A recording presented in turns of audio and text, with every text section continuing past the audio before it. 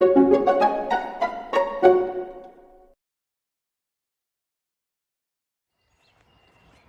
bank holiday, Monday everyone. A little later in the day, not first thing. Had a little bit of a relaxed morning after spending a few hours at the local beer festival yesterday. For those of you that know me will know that I did sample quite a large amount of beer. So that was a very pleasant evening. That was down at Toffwood Social Club. And actually it was while spending some time there chatting to a couple of friends and stuff that is, you're saying the model of a social club or anything for the community, it needs to make some money, like any organisation or business needs to, but it doesn't have shareholders, it doesn't have owners, it's there for the benefit of people. And I think, and this is just my view, not the views of More Free Time, it's just me, but I think society needs to get back to being more like that, where businesses become organisations. And profit isn't a dirty word. A lot of people don't like the idea of profit, but when it comes to some of these big corporations, yes, they're making billions of pounds and it's returned to shareholders. If we've got more organisations that are there and they make a surplus, which that surplus can be reinvested in new technologies, staff training, staff remuneration or bonuses, helping local communities, so donating to other organisations, that's surely, to my mind, that would just make the world a better place. It's good obviously to have competition between different businesses, because it drives innovation, it drives improvement, drives efficiency. I think though, my personal view, that some businesses, while they're in competition, they could collaborate, they can do work together. A good example of that is for us at More Free Time. We work quite closely with a lot of firms of accountants. Now, they will do similar sort of work to what we do, but on some clients it's better for them to get us involved, and we can do what we are good at, what we specialise in, and the client can then use the accountant for what they specialise in. So yeah, it's my thoughts for the day. Yeah, I know think of every client that we work with as an organisation. Yes, they're a business, that's the term, but they're an organisation. Who are they? They've got many stakeholders. Who are they aiming to look after? So whilst most accountants will be focused on profit and tax, actually it's what are the other impacts of your organisation, your business on a wider scale? Let me know what you think. That's just my thoughts. Everybody has a different view. So yeah, enjoy the rest of your bank holiday. Take care.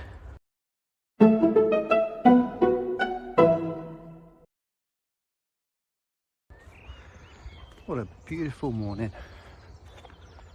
Sun's out, birds are singing. How long this will last? Probably just for about 4 hours, knowing the UK weather at the minute.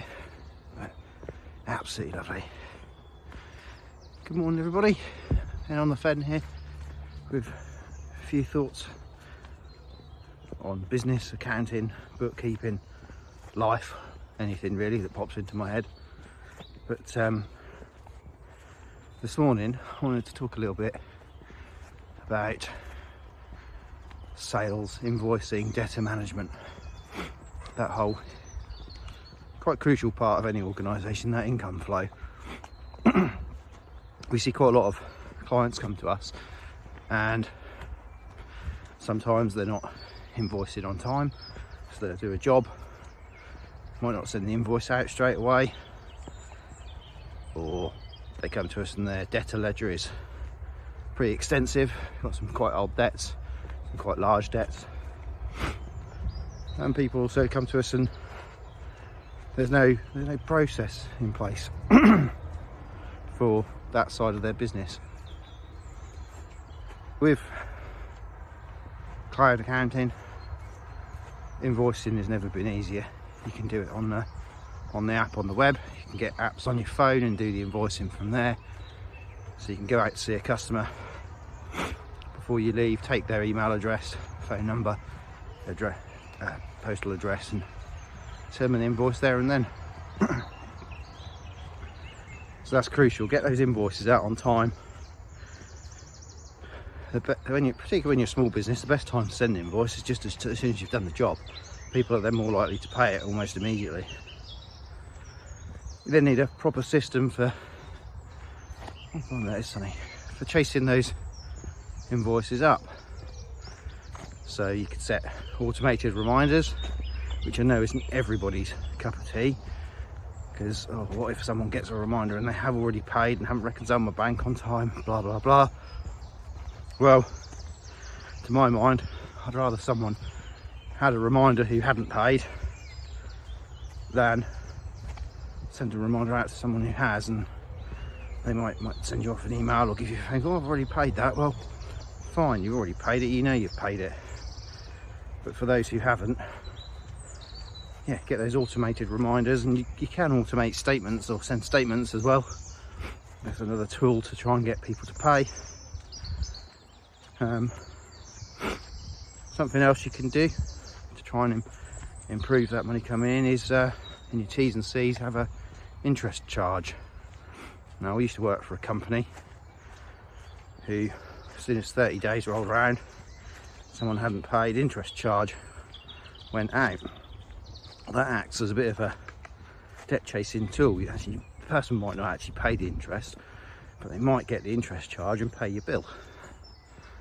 So it's just a tool in your armoury to try and get the cash in, and anyone might pay the interest and say, happy days, you've got some interest on that late invoice. We have done a bit of debt chasing, so we've helped people set up the automated systems. A few clients will send statements out for them, middle of the month, end of the month. We've done a few phone calls for that initial debt chasing stage, and then once it gets to that point, you need to go down the sort of more legal route. We've actually referred quite a few clients to a debt collection company, Jackson's, who are based out in Watton, set up a number of years ago by Rhonda Jackson. She's grown her business phenomenally over the last few years, and they're very professional, very efficient. So highly recommend them if you've got a potential bad debt. Get in touch with them. I'll tag Rhonda in the video, but if you want any more information on details, just let me know and I can ping those across. Ultimately, if you don't get the invoices out and don't chase that money in, that tap's going to turn off. You're going to run out of cash, because your suppliers are still going to need paying, your wages are still going to need paying, so's the rent, everything else. So yeah, debt management and incoming cash flow, two big factors to consider when you're running your business, and just a few little tips there from me, ways to which you could improve it. I've got a busy day today. I've got to shoot over to Necton to get some forms signed first thing this morning, then over to Fakenham for I think 3 client meetings this morning, and I've got to then shoot over to Norwich this afternoon. So busy day after the bank holiday, but I think we'd much rather be busy than twiddling our thumbs. So I hope you have a great day as well. Hope you're nice and busy too, but not busy fools, hopefully. Enjoy your day. Hopefully we'll get to see more of this sunshine as this week goes on, but having seen the forecast, tomorrow could be the return of the Morphy Time umbrella. Anyway, take care. Speak to you soon.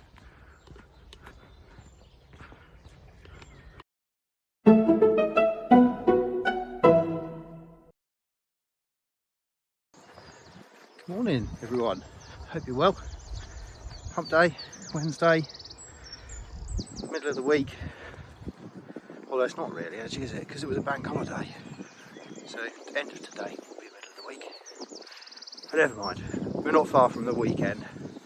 Time to have a bit of a relax and some time off. You heard me yesterday morning saying, oh, I probably need my umbrella today. But actually it's quite pleasant. It's a bit overcast, but there's no rain. But it got me thinking about today's topic, what I wanted to talk about, which is forecasting. We're working with quite a lot of different businesses who produce forecasts for various reasons. Sometimes it's for internal purposes, so they can keep a track on targets and performance. And then others, like a young lady who came to me about a month ago, needed a P&L forecast to apply for a commercial mortgage, commercial loan. And preparing those forecasts, although the fundamentals are very similar, you've got to have in your mind what the purpose of the forecast is. Now, any of my friends or contacts at the banks, close your ears now. If you're preparing a forecast for funding for the bank, that forecast has got to look positive. It's got to show that you're going to be able to service that debt that you're taking on. And I'm not saying you're gonna forge it or make it incorrect, but you need to really consider all the costs, all the income, to make sure it is right, that you're not underselling yourself. It's got to stand up to scrutiny, so you've got to be able to justify your reasoning for the various figures and assumptions that you're making. But as long as you can do that and present it well, you're halfway there to securing that loan, that mortgage, whatever it is you need. Whereas if you're going to produce forecasts and budgets internally, well, there's a different reason for that. It might be that you're setting some targets for your sales team, which need to be, as they call it, smart, specific, measurable, achievable, realistic and timely. And we've worked with a number of clients over the last, well, I've worked with a number of clients over my career where they've wanted to set targets for people internally, and most of the time we get it right, because you've got to get it right really, because it could be that those targets are linked to bonus payments, promotions, and things like that. Sorry, Bella needs to have a sniff. I've got a tie around my waist today. I've got to try a slightly different tactic, so I've got my hands free. So forecasts, budgets, targets, whatever you want to call them, you need to really have a think about why you're preparing them. Make sure they hold up to scrutiny if they're going to be for finance purposes. So if you need to prepare some forecasts or budgets for your business, whether that's for internal use or for a external third party, we can help. We've got a lot of experience in that area. So yeah, if that's you, get in touch and we'll see how we can help. It's a day in the office for me today, and my primary goal is to complete this year's entry for the Accounting Excellence Awards, which some of you may know we were nominated for last year in the Bookkeeping Team of the Year category. Sadly, we didn't win, but I think actually over the last 12 months since we did our last entry, we've done quite a lot of stuff which should get us up there in the, hopefully, close to winning an award, which actually, when you talk about targets, is on my target list for year 2, and we haven't even started year 1 of my business plan, so I won't be disappointed if we don't win. However, I think we should. Right, have a great day everyone. I'll speak to you again soon.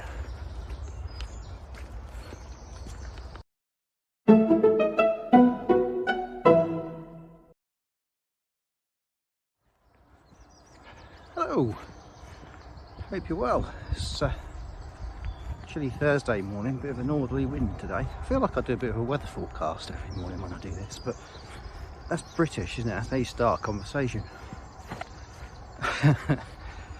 It's Fen on the Fen, Thursday it's 30th, isn't it, today, of May,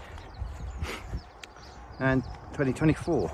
And today, my little thing I'm going to talk about is experiences and life events and things that happen in the past that either shape you or you do, and you need to remember, or you need to remind people of either what has happened or what you've done, and actually where you are now. Because if certain things, you come sometimes with regrets that things happened in the past, but sometimes if those things didn't happen, events further down the line wouldn't have happened. I'm going to talk about a personal event for me. Hopefully I'll be able to keep it together, because it is quite an emotive topic.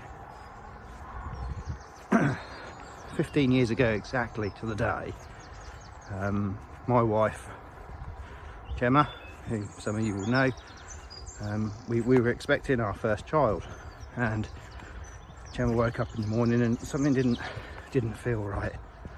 Something just didn't seem right.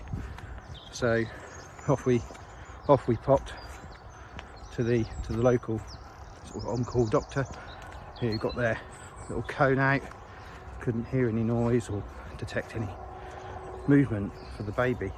So off we went to the hospital, where probably the worst experience of my life, to sit there next to my wife as this doctor, who we didn't know, told us that our 26 week baby had passed away. Sorry about that, there's a dog chasing Freddie.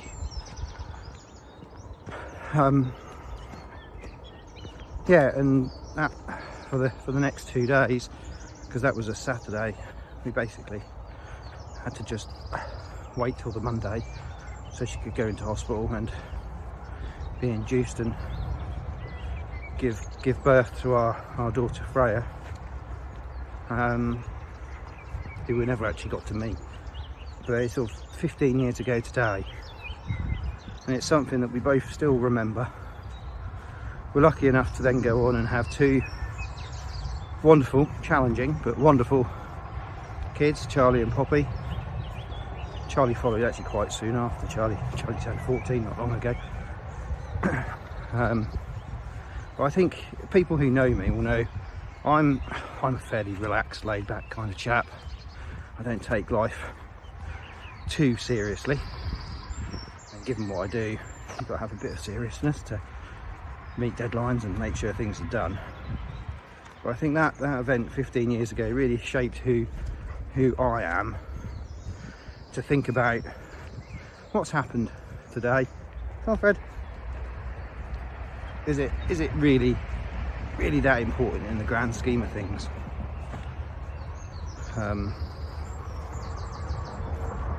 Yeah, that's shaped who I am. It makes me think a lot about what I do and what's happening around me. What sort of events have happened to you?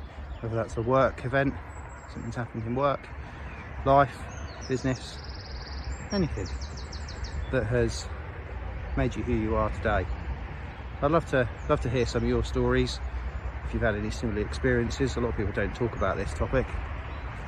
I don't see why not. It's something that's happened to you. You should share it. People should know what has happened. Yeah, drop a video, drop a comment below. Let me know what's shaped you as a person, what's happened to you to make you who you are. Got a confession now. Yesterday I said my aim yesterday was to do my accounting excellence entry. Well, that didn't go to plan.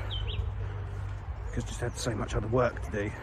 So that's now back on the to-do list.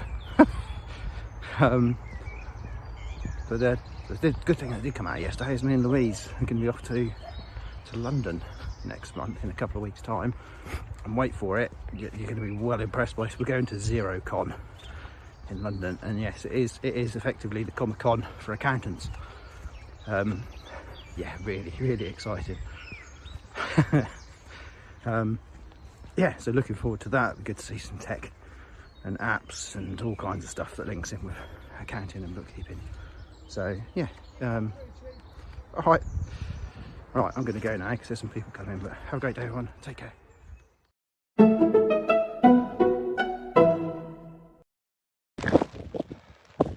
Do not say I'm not committed to doing this. Bloody hell. Wind, rain, my umbrella's broken. A bit of a disaster this morning. I've got better with me here. She has to go up the lead. So umbrella and lead in one hand. I want to balance this against the wind. And she likes to stop and sniff. What a disaster. She's still behind me. Oh dear. It's Friday, everybody. Oh, at least there's one positive thing this morning. Last day of the week, nearly the weekend. Busy day for us at Morphy Time today. We've got a large job before us. Probably for a bit this afternoon as well. But it's a deadline we've got to meet, so all hands to the pump. This morning's little comments from me is around a topic which actually most people think are two separate things, but I think they fall into the same category, and that is onboarding and offboarding, whether that is clients or staff.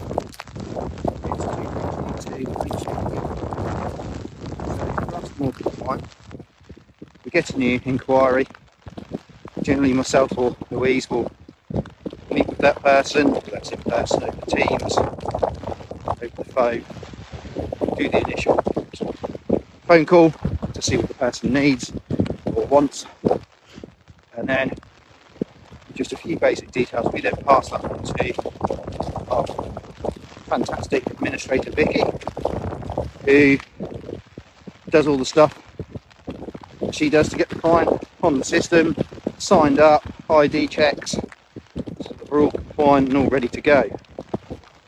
Then gets passed back to me and Louise, say, yep, all done. We can then get access to the bookkeeping, accounts, whatever it is we need to get. And we then initially normally do a bit of a review, and we then pass that on to a bookkeeper once we've done our either initial tidy up or initial review. So the client has got immediately, within the space of about a week, 3 points of contact: the management accountant, the bookkeeper, and then Vicky from the administrative side. All clients also then get a list of staff, so they know, oh my God, Bella, they know who's who. Yeah, and that whole onboarding process is pretty smooth, seamless, hopefully not too many problems. But the other thing that we do is, and I've obviously got six staff plus myself now at Morphy Time, is the onboarding of staff, making sure you've got a induction plan, processes in place to make sure you get them the right equipment, you've checked all their ID, copies of insurance if you need it.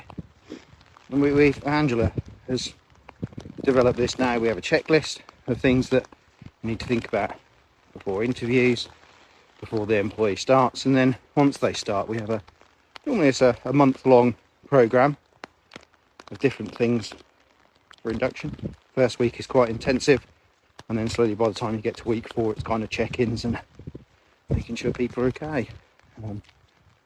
So yeah, that's us, our onboarding processes that we have. Hopefully you and your businesses have got those as well.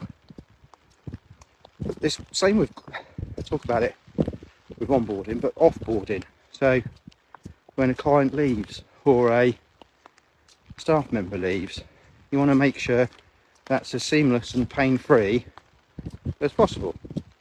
Sometimes good members of staff decide they want a new challenge, they want to move on, they have a personal circumstance, they need to leave, and it could be the same with a client. They might have downsized so they can take stuff on themselves. They may have grown and they have taken on a member of staff, full-time, part-time, in-house to do what we're doing. But if you make that process easy, smooth, you're still polite, you're friendly, my view is in the future, if you're ever going to need a person or that client changes their situation, if you've been good to them when they've moved on or there's been a change, they may come back. And also that good offboarding procedure means they might tell their friends, still recommend you, hopefully. So it's all just about being good, being nice, being efficient, having processes and plans in place to make sure the offboarding and onboarding processes are as good as possible. That's my topic for the day. Love to know about your processes for onboarding and offboarding and how you deal with all of that. That would be great. Please comment, share, like the post. Now, as it's Friday, got a little joke for everybody. Some of you may have heard this before. Let's put a smile on everyone's faces, hopefully. So, Einstein and Mr. Bean have gone for a coffee. And Einstein says to Mr. Bean, says, right, I'll ask you a question. If you get it wrong, you have to give me $1. But then you can ask me a question, and if I get it wrong, I'll give you $1,000. Mr. Bean thinks, oh yes please. That's my Mr. Bean impression, by the way. So Einstein goes first, asks Mr. Bean some fairly complicated physics question. Mr. Bean doesn't know the answer, so he gives Einstein $1. Einstein says, so, your turn, Mr. Bean. What's your question? I'm not going to do the voice this time. So Mr. Bean says to Einstein, he says, what animal has 4 legs, but when it crosses the road and gets to the other side, it's only got 1 leg and a tail? So Einstein's thinking about this, thinking about it. He says, oh, I have absolutely no idea, Mr. Bean. And hands him over $1,000. Einstein said, well, go on then, what's the answer?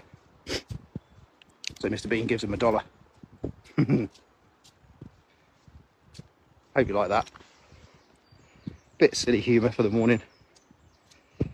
Right, I'm going to go home, get myself dried off, get into the office for a busy day.